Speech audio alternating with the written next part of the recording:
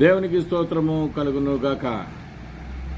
ఇర్మియా గ్రంథం 29వ అధ్యాయం 11వ వచనంలో, నేను మిమ్మును గూర్చి ఉద్దేశించిన సంగతులను నేను ఎరుగుదును, రాబోవు కాలమందు మీకు రక్షణ కలుగున్నట్లుగా అవి సమాధానకరమైన ఉద్దేశములే గాని హానికరమైనవి కావు. ఇదే యెహోవా వాక్కు. మీ జీవితాలు విలువైనవి, మీ గురించినటువంటి ఉద్దేశములు నాకు ఎంతగానో ఉన్నాయి.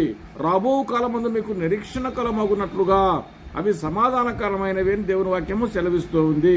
ఇర్మియా గ్రంథం 29వ అధ్యాయం 12వ వచనంలో, నీ మనస్సును ఆయన మీద కేంద్రీకరించి నీ కష్టమేదో దేవునికి వివరించినట్లయితే దేవుడు నిన్ను ఆ కష్టం నుంచి విడుదలకు చేసేవాడుగా ఉంటూ ఉన్నాడు. యోహాను సువార్త 10:10లో చూసిన, దొంగతనమును హత్యను నాశనమును చేయుటకు వచ్చును కానీ మరి దేనికి రాడు. దొంగ అనేటువంటి వాడు సాతాను యొక్క గుణములు కలిగినటువంటి వాడు. దేని కొరకు వస్తాడు? దొంగతనమును హత్యను నాశనము చేయడానికి వస్తున్నాడు. కాబట్టి నిన్ను నువ్వు హత్య చేసుకొనవద్దు, నిన్ను నువ్వు నీ జీవితాన్ని బంగారు భవిష్యత్తును నాశనము చేసుకొనవద్దు, అకస్మాత్తుగా మరణానికి గురి కావద్దు అంటాడు. యోహాను సువార్త 10:11లో, నేను గొర్రెలకు మంచి కాపరి గొర్రెలకు ప్రాణము పెట్టునండి. దేవుడు మంచి కాపరి, గొర్రెల కొరకు తన ప్రాణమును పెట్టేవాడుగా ఉంటూ ఉన్నాడు. యెషయా 61వ అధ్యాయం 1వ వచనంలో, నలిగిన హృదయము గల వారిని దృఢపరచుటకును, చెరలో ఉన్న వారిని బంధించబడిన వారికి విముక్తిని ప్రకటించుటకును వచ్చాను అని చెప్తున్నాడు. కాబట్టి నలిగినటువంటి హృదయం ఉన్నదా? దిగులుతో ఉన్నావా? బాధపడుతూ ఉన్నావా? చింతతో ఉన్నావా? నువ్వు దేవుని సన్నిధికి నీవు వచ్చినట్లయితే నిన్ను ఆయన విడిపించేవాడుగా ఉన్నాడు. గుండె చెదరిన వారిని బాగు చేయు వాడని దేవుడంట. గుండె చెదిరిన వారిని బాగు చేసేవాడంట. వారి గాయములన్నీయు కట్టుచున్నవాడని. నీ హృదయంలో కలిగిన గాయములు కట్టువాడు, నిన్ను కాపాడువాడు, సంరక్షించువాడు దేవుడు.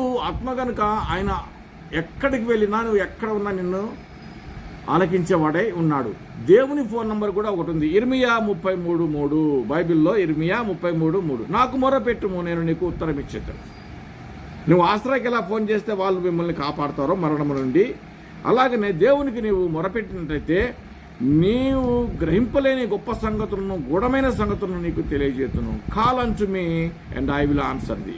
దేవుడు అంటున్నాడు, నువ్వు నాకు మొరపెడితే నీకు సమాధానం ఇస్తా అంటున్నాడు. నీవు ఏ కష్టంలో ఉన్నా, దుఃఖమున్నా, వేదన ఉన్నా, బాధ ఉన్నా కానీ నిన్ను నువ్వు చంపుకున్నటకు, నీ ప్రాణమును తీసుకున్నటకు నీవు ప్రయత్నము చేయరాదు.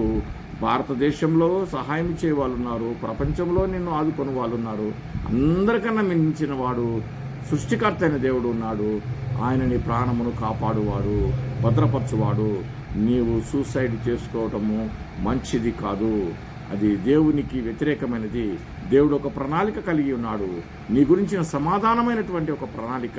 నిన్ను మేలుకరమైనటువంటి మార్గంలో నడిపించడానికి, సమాధానకరమైనటువంటి మార్గంలో నడిపించడానికి ఆయన సిద్ధ మనసు కలిగి ఉన్నాడు. దేవుని మీద నీ భారము వేయుము. God bless you. Thank you.